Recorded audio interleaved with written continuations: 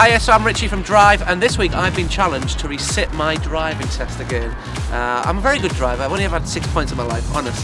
But today I'm going to be coming out with Chris, and he's going to be marking me on all the bad habits that I've picked up. Of course, it is speed awareness and road awareness week, so we're going to try and see how well I get on this week and see if I could actually pass my test again. Want to read that number plate off the Ford Focus for me? Yeah, it's VK050TB. That's champion. Thanks very much. If you want to jump in the car then and make yourself comfortable. Great, lovely, fantastic. Okay then Richie, we're about to start our driving test. Okay. So what I'd like you to do is I'd like you just to follow the road ahead at all times unless instructed. Okay? Yeah. So when you're ready, you can get switched on and you can drive on when it's safe. Okay.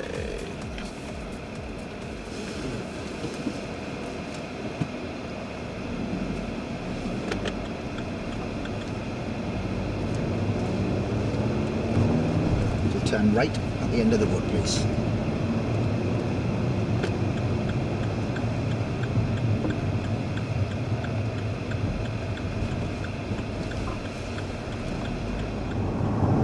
I'm not used to doing 30 mph and 30. Speed limits are there for a reason though, Richie, you know. Yeah. Right mate, when you can I'd like you to pull up and stop somewhere safe on the left. Okay. Oh, wrong one. My indicator's on the other side of the car. There we go. I don't switch those off, they just go off. Just knock them down, as far down as they'll go mate, if you keep knocking it down. That's it. Yeah.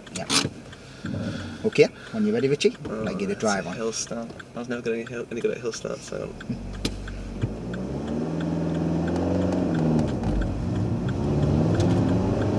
Oh, hang on, did it indicate? Oh, hang on, wrong one. Oh, hang on, there we go. Should have indicated that then.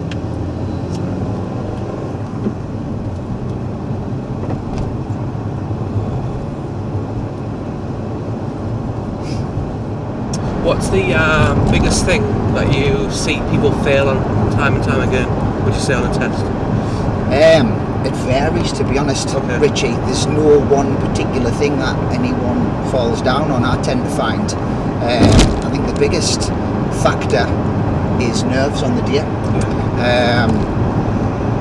We are going to take the next road on the right, please. Yeah.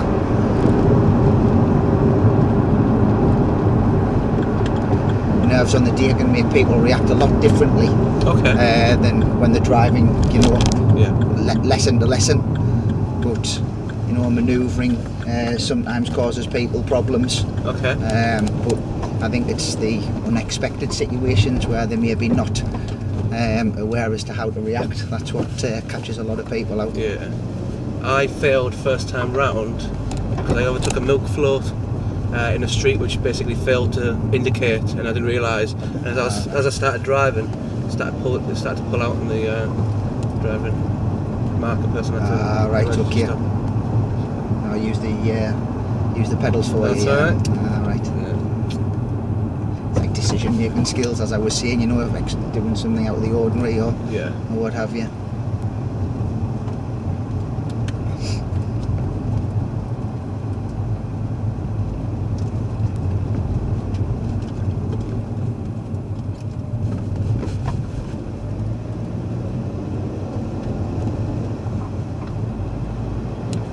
Do you find that people in Sunderland are kind of happy with people that learn at drives on the road? Do they have like much patience and stuff, or do you find that a lot of people kind of beeping and trying to overtake and stuff like that? It's quite a frustrating part of my job as a driving instructor, seeing the actions of others, and that's what makes it difficult for learners now, I believe, Richie, because it's other people on the road's attitude who, you know, they don't give respect to the red L that we have on the car. Learners are required by law to display a red L plate to let people know, but people don't react to it.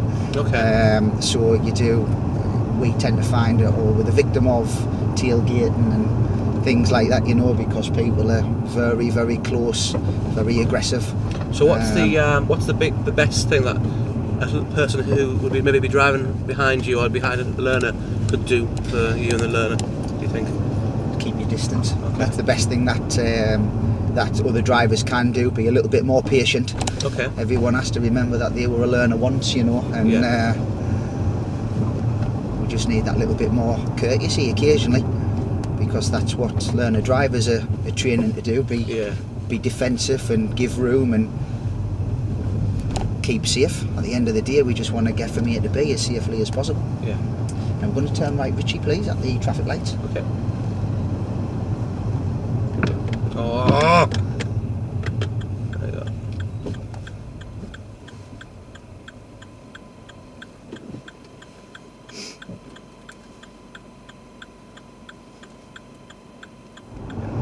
Indicators are on the left.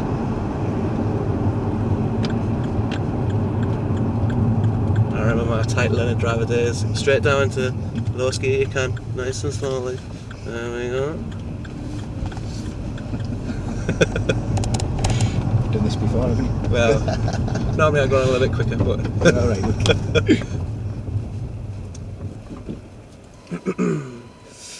Right, we're going to do a manoeuvre now, Richie. Okay. Yeah. What I'd like you to do is pull up alongside the Fiat in front. Okay. In the centre of the road, and I'd like you to do a parallel park exercise. Okay. You can disregard the driveway. I know that will cover the driveway when we do this, but disregard it for the purposes of test. Yeah. So just run up alongside that car and then back it in as close to the curb as you can. This was the worst one that I used to do. I could do the 3-point turn. There's still quite a 3-point turn now. Turn in the road, yeah. Okay, and but this was the parallel parking was terrible. Absolutely terrible. Right then. Yeah. Okay.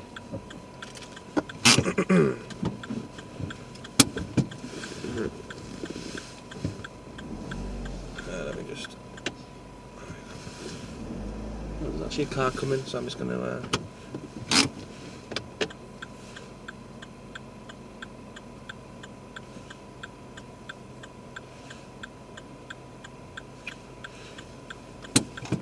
Just go. Everybody's going.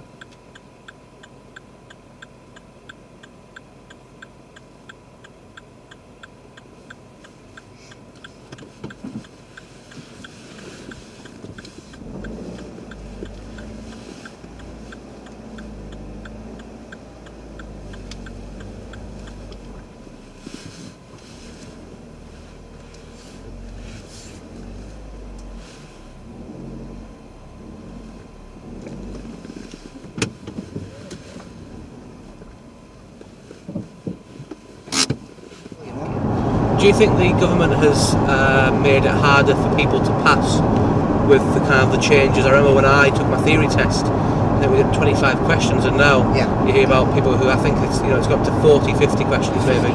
50 questions, and obviously the perception now as well. And obviously they're talking about how I don't know how true this is, but I heard a few weeks back, in fact, that people now who pass the tests are not able to. Some insurance companies are saying that in order to have insurance, you're not able to travel during certain times of the day. You're not allowed to carry passengers around. What do you think about that? A lot of it's education, and I think education's a good thing. We mentioned about sort of qualified drivers being really close to learners, and tailgating and not giving us time and space. But I think people just need to be re-educated. So for me, in the industry I'm in, anything we can do to save accidents and injuries on the road is a good thing. It might not be a popular argument on my side for people who's having to take tests, but it's definitely something for me that I think is a good thing. So it is a little bit of an obstacle to get to your practical test, but instructors now do supplement the learning of pupils with theory-based knowledge and what have you. So as I say, I'm in favour really of anything that is, as long as it's not a revenue raising thing that the government bring in, as long as they're doing it for the right reasons, to educate and to bring down the chances of accidents, it's all good as far as I'm concerned. Okay.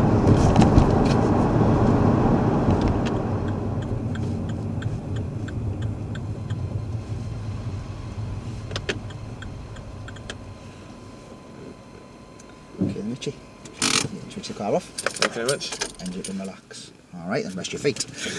Okay, that's the end of your driving test. Fantastic. Okay. Don't know if you want to cut for a second, lads.